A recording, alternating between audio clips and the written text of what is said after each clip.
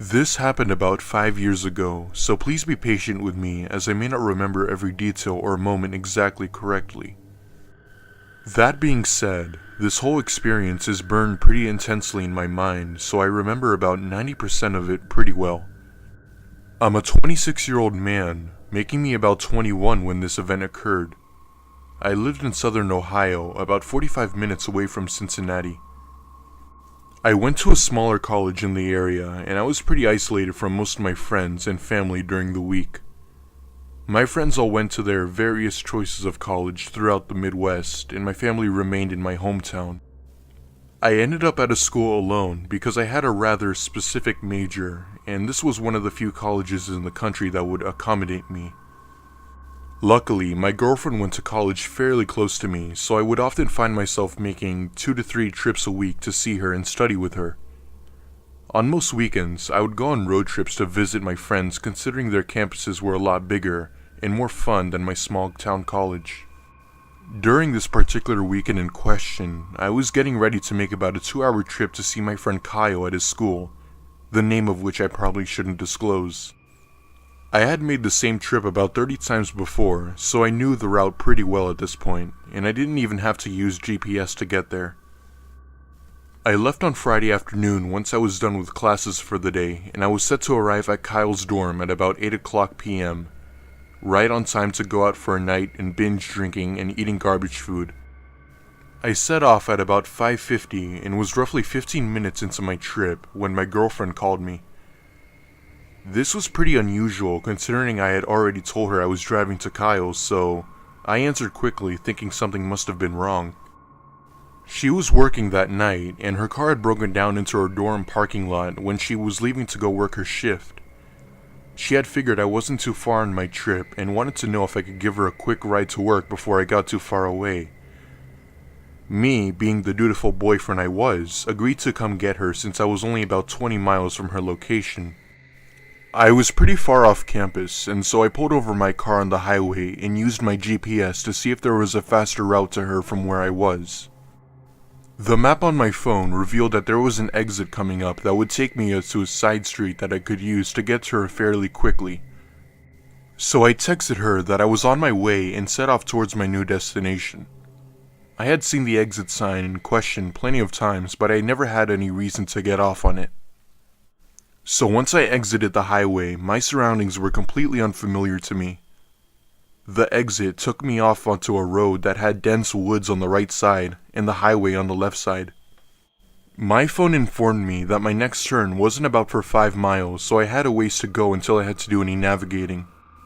About half a mile later, the road had turned and there were now trees on either side of me, and to be honest, it was a really beautiful sight. It was October, so the surrounding woods were a mixture of various warm colors, and I was actually really enjoying my little detour.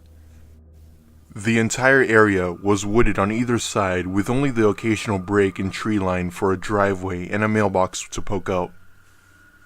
The houses were hard to see though, the trees, but from the few glimpses I did manage to get, the houses were actually pretty nice.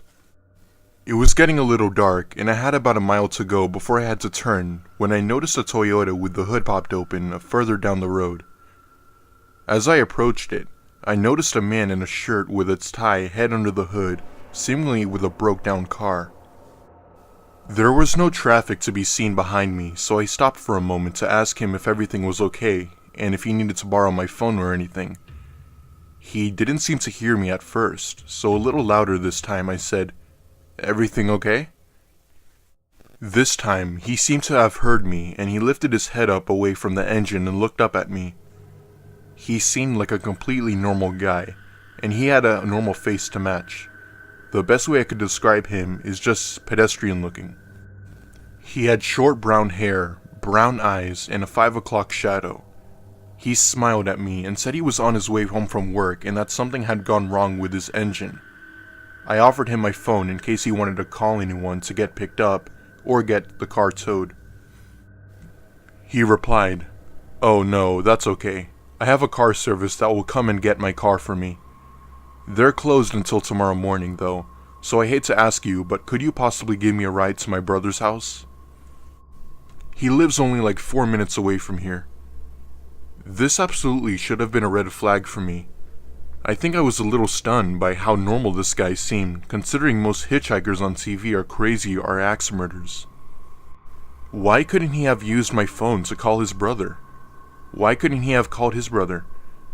I guess I wasn't thinking clearly at the time, but hindsight is 20/20, and I'm well aware I made a bad decision that night. I was physically much bigger than him, and he was driving a nice car, so I figured he wasn't a weirdo or local crazy person, and I could overpower him if need be. So I agreed to give him a quick ride to his brother's house, since it was on the way to my girlfriend's, who would later be livid with me for taking so much time to get her to work, but that's a story for a different time. I unlocked the door for him to get in, and he pointed me in the direction of his brother's house, and we set off on our way. Things were pretty normal for a few minutes, and I was starting to feel like maybe I did the right thing. But then, things started to get weirder. The first thing that made me uncomfortable was the way he acted every time there was a swear word in the music I was listening to. He was almost flinching every time 50 Cent said fuck or bitch, and I picked it up on it pretty quickly, so I changed the song thinking that he was just really against swearing or something. About a minute after I changed the song, there was no swearing in this one. He reached up and slammed his hand on the radio's power button and turned it off. It wasn't crazy hard or anything, but it was definitely enough to get me to notice. I tried to make a light question of the situation and said, "Not your style?" This question was met with complete silence. At this point, I was ready for this guy to get out of my car, so I asked, "How much further do we have to go? I have to be somewhere soon and I can't be late." He said we had about 4 minutes to go, which immediately sent up warning signals in my head, considering he had told me the same thing about 8 minutes ago. I decided that was enough. I didn't think he was dangerous or anything, but I figured our destination was further than he was letting up on, and he was lying so that I would take him despite the distance. It was getting late, and I wasn't trying to face my girlfriend's wrath, so I told him that this was as far as I could go, and that he had to walk the rest of the way. His mood changed immediately, but instead of getting angry, which I was completely expecting, he became panicky and was practically begging me to take him the rest of the way. His overreaction set off pretty much every alarm I had in my head, so I told him to remove himself from my car before I had to remove him myself. It was then he pulled out his rather oversized wallet and offered to pay me to take him the rest of the way. He tried to pull out a stack of $20 bills, but as he removed them from his wallet, something else fell out of his wallet onto the seat next to him. It was only a split second before he grabbed it and shoved it back into his pocket, but I got a good enough look at it for it to haunt me till this day. Along with his money, a small Ziploc bag full of what I'm confident were adult teeth fell out of his wallet. Front teeth, molars, you name it. Everyone I've told this story to has been skeptical of this part, but I'm confident it's what I saw. I freaked out worse than I've ever had and screamed at him to get out of my car, and he got out immediately and was looking at me with surprised eyes on the side of the road. I took off and called the police, who simply told me not to pick up hitchhikers ever again, and that they couldn't do anything since the man didn't commit any crimes. I don't know where he was going or what he was doing, and I'm pretty sure I don't want to know. I do know, however, that he seemed to have all his teeth still in his mouth. I don't know whose teeth those were or why he had them, but creepy teeth hitchhiker, let's not meet ever again.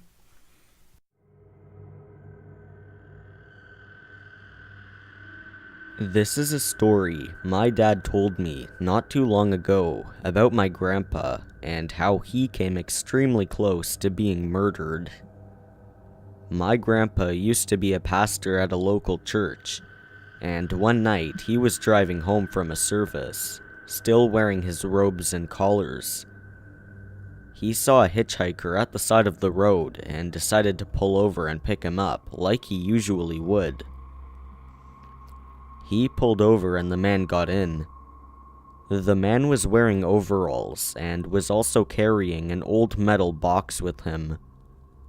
The grandpa assumed that he was a construction worker who didn't have a ride home after a shift.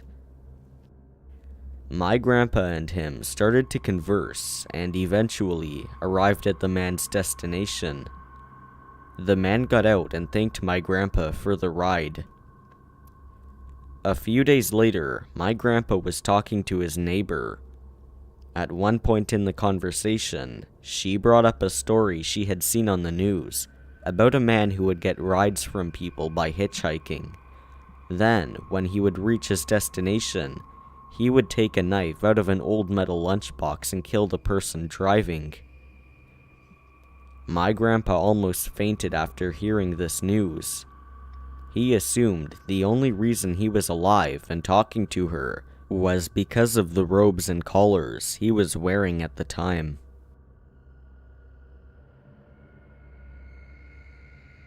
I was a pretty brave person when I was younger. Or maybe I had that sense of invincibility that comes with youth. I'd survived some things. A stalker who pursued my sister and I for over a year and a half, being sexually assaulted, 2 house fires, and growing up in a house that I swear to you is haunted. Not in that Disney way either. I'm talking torture chamber in the basement, and strange things going on. Anyway, I suppose, looking back, that having been through all of that made me feel a little like either I was sort of invincible, or maybe I just assumed that I'd gotten all of the bad stuff out of the way and nothing else would happen. Whatever it was, I learned to know better. When I was 17, I didn't have a driver's license. In fact, I was 36 before I did.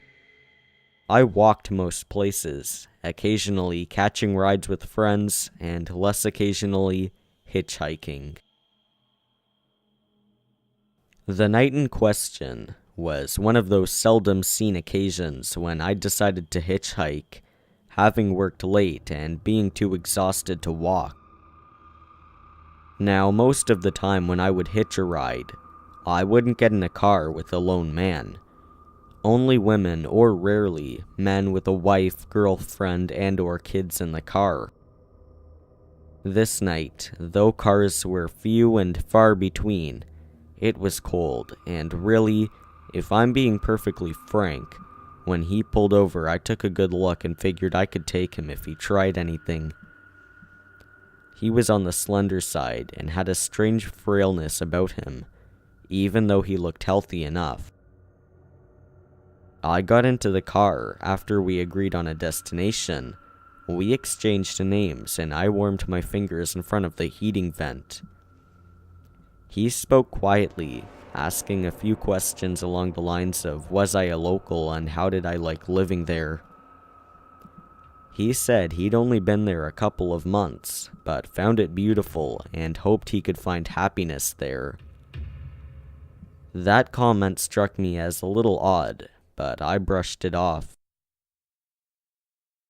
It began to snow, and the road quickly got slippery, so he slowed down and kept his eyes straight out the windshield, driving silently. I was okay with that, as small talk was never my forte. After about 10 minutes later, I noticed a car near the intersection we were approaching seemed to be sliding, so I said, "Watch out!" He immediately hit the gas, shooting through the intersection and bursts out with, "Don't ever scream at me." Needless to say, I was taken back. I said, "Look, this is close enough. Can you just pull over here and I can get out?" He didn't seem to hear me.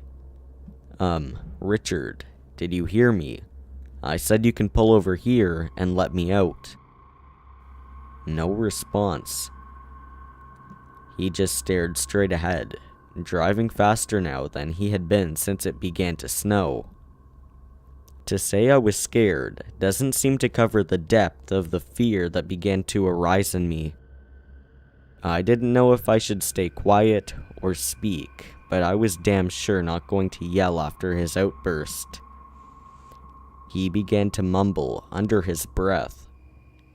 I couldn't quite make out what he was saying, but I assumed he was speaking to me. So I said, Sorry, I couldn't hear you. He began to speak, quietly and rapidly, saying things like, "You're always yelling at me. I've told you time and time again, I do not appreciate being yelled at. But do you listen? No.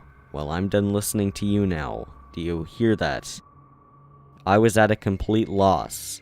I didn't know what to say in response, or if I should say anything at all. I was contemplating just jumping out of the car, but nixed that idea when I realized the door lock was missing. There was just a silver-lined hole where it should have been. I'd started to cry and debate with myself about causing an accident by grabbing the wheel and hoping for the best. At least I figured there was a chance I would survive that. When he suddenly looked at me for the first time since I had gotten into the car. He blinked several times, rapidly, then slowed the car, pulling into a gas station.